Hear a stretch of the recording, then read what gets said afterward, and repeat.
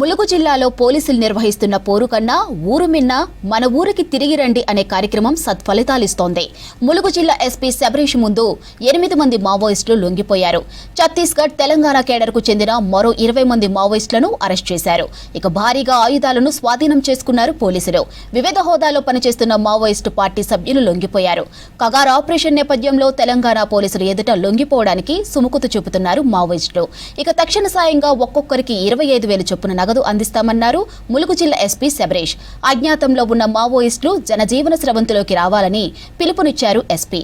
17th రోజు morning అవర్స్లో మురుమురు forest ఏరియాలో వాజేడు పిఎస్ లిమిట్స్లో ఇంకా 7 సిపిఐ మావోయిస్ట్ క్యాడర్స్ని పట్టుకోవడం జరిగింది.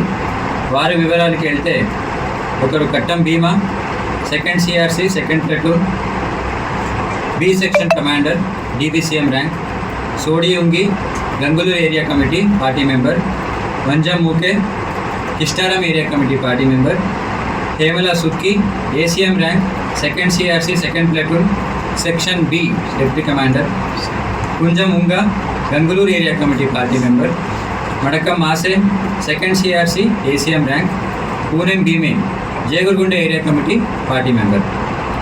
చాలా సంవత్సరాల నుంచి సిపిఐ మావోయిస్ట్ క్యాడర్లో, సిపిఐ మావోయిస్ట్ పార్టీలో పనిచేస్తూ వేరే ఏరియా కమిటీలో కూడా పనిచేస్తూ చాలా అఫెన్సెస్లో కూడా పాల్గొనడం జరిగింది.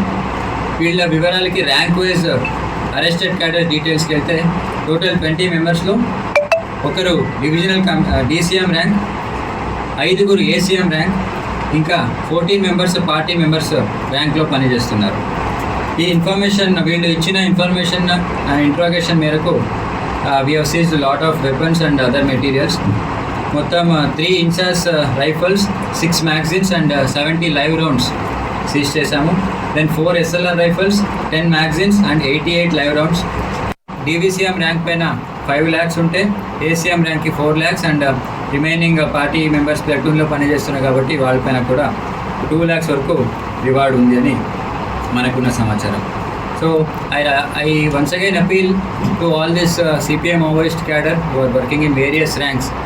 తెలంగాణ గవర్నమెంట్ చాలా మంచిగా ఒక సరెండర్ కమ్ రిహాబిలిటేషన్ పాలసీ ఉంది. ఈ పాలసీని సద్వినియోగం చేసుకుని అందరూ కూడా సరెండర్ అయ్యి మెయిన్ స్ట్రీమ్ లైఫ్లో ప్రశాంతంగా జీవితం గడపాలని కోరుతున్నాను. అలాగే సిపిఐ మావోయిస్ట్ పార్టీకి ఎవరు కూడా సహకారం ఇవ్వద్దు. ఎవరైనా ఇస్తే మాత్రం వారిపైన కఠిన చర్యలు తీసుకుంటామని కూడా